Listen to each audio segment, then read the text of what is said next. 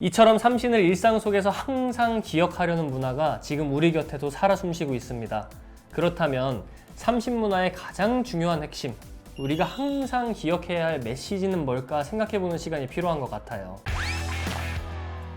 안녕하세요, 김병훈입니다. 저번 시간에는 원형문화 신규에 대한 이야기를 나누어 보았습니다. 이번 시간에는 삼신문화에 대해서 이야기해 보겠습니다. 저에게 가장 좋아하는 드라마 탑3를 꼽으라고 하면 주저하지 않고 뽑을 첫 번째 드라마가 있어요. 바로 도깨비라는 드라마인데요. 제가 원래 아련한 로맨스를 좋아하기도 하고 이 드라마를 볼 때 마음이 좀 울적했을 시기라 위로를 많이 받기도 했습니다. 2, 3회 정도 정주행을 하다 보니까 이 드라마가 좋아진 이유들을 하나하나 더 발견하게 되었는데요. 도깨비라는 드라마는 우리가 살펴볼 원형문화, 신규문화가 잘 녹아들어가 있어요.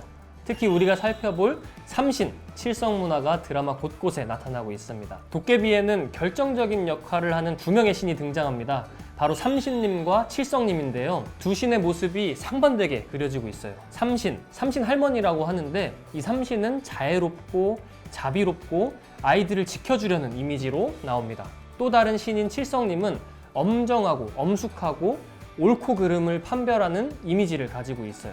여기에서 3이라는 숫자와 7이라는 숫자의 의미를 하나하나 알아가다 보면 신규 문화의 전체 모습이 보이기 시작합니다. 그래서 삼수와 칠수, 삼신 칠성 문화를 신규 문화를 풀어내는 암호, 비밀 코드라고 이야기를 합니다. 대한민국에서 나랑 할아버지만 아는 비밀이고. 방금 한 명 더 알게 됐네요. 누가요? 먼저 삼신문화에 대해서 이야기를 해보죠. 이 환단고기에는 삼신을 정의한 표현이 여러 번 등장하고 있습니다. 그 표현들을 요약을 하면 삼신즉 일상제, 삼신은 한 분 상제님이시다 라는 핵심 구절이 나오죠. 여기서 상제는 윗상자의 하느님제, 가장 높으신 천상의 임금이다, 하느님이다 라는 뜻을 가지고 있습니다. 즉 우주를 통치하는 인간과 신을 다스리는 가장 높으신 분이 계시다라는 뜻인데 그분을 삼신님, 삼신상제님, 상제님이라고 불러온 거죠. 여기서 삼신의 뜻은 세 명의 신이 있다는 뜻보다는 그 신의 역할을 이야기를 합니다.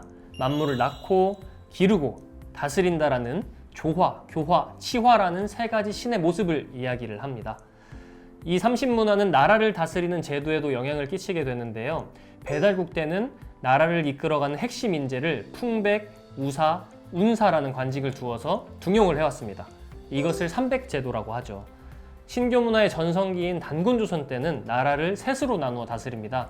바로 삼한 관경제도죠. 한 명의 대단군이 있으면 두 명의 부단군을 두어서 나라를 다스렸는데 이는 삼신문화를 국가 경영 제도로 녹여낸 거죠.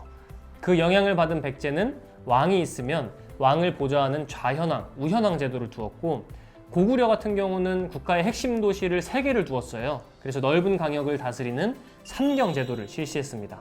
우리가 많이 들어본 조선의 삼정승, 영의정, 좌의정, 우의정 제도도 삼신문화의 영향을 받은 것이라고 볼 수 있죠. 우리 역사 속의 모든 제왕들은 제위에 오를 때, 왕위에 오를 때 반드시 삼신상제님께 천제를 올렸어요. 또 제위에 오른 뒤에도 매해마다 천제를 올렸고 국가에 크고 작은 일이 있을 때마다 제천 행사를 열어서 백성들과 함께 삼신상제님의 가르침을 공부하기도 했습니다. 그래서 환단고기 속에는 역대 제왕들과 제상들이 천제를 올릴 때 읊었던 기도문, 노래들이 남아있는데요.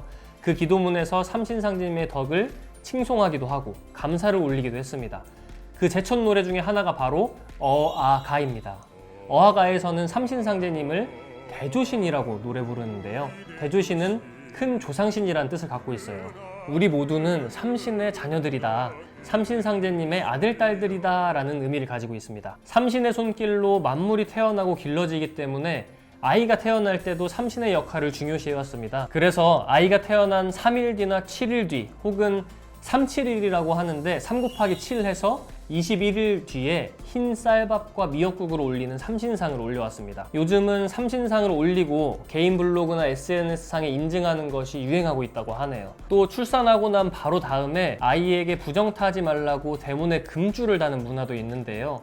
이 금줄 역시 기본적으로 371, 21일 동안 설치해 놓는 모습을 볼 수가 있습니다. 그럼 다른 삼수 문화도 한번 살펴볼까요? 환국에서 배달로 국통이 이어질 때 환인께서 환웅에게 내려주시는 징표도 천부인 세계죠.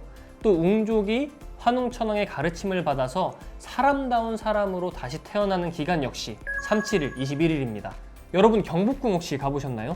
경복궁도 신교 문화가 생생하게 살아있는 역사 현장인데요. 근정전 앞에 가면 발이 3개인 솥이 있습니다. 이 3발 달린 솥은 한자로는 정이라고 부르는데 일반적으로 가정에서 요리에 쓰는 솥과는 구별을 해서 부릅니다. 왜 그러냐면 이 3발 솥은 오직 삼신상제님을 모시는 천재 때만 쓸 수 있는 솥이었어요.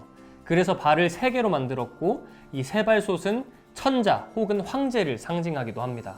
또 특징적인 삼신문화를 생각해보면 삼태극 문양이 있겠네요. 삼태극 문양은 우리의 전통 건축물, 액세서리, 악기 문화에 다양하게 쓰여왔습니다.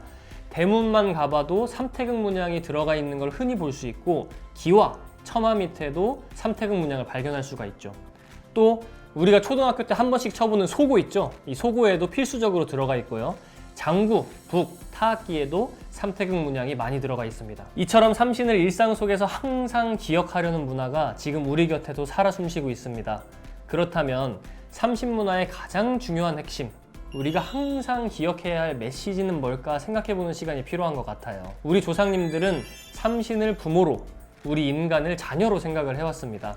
자녀는 부모를 똑 닮은 것처럼 우리 스스로를 삼신의 성품, 능력을 그대로 물려받은 소중한 존재라고 여겼습니다.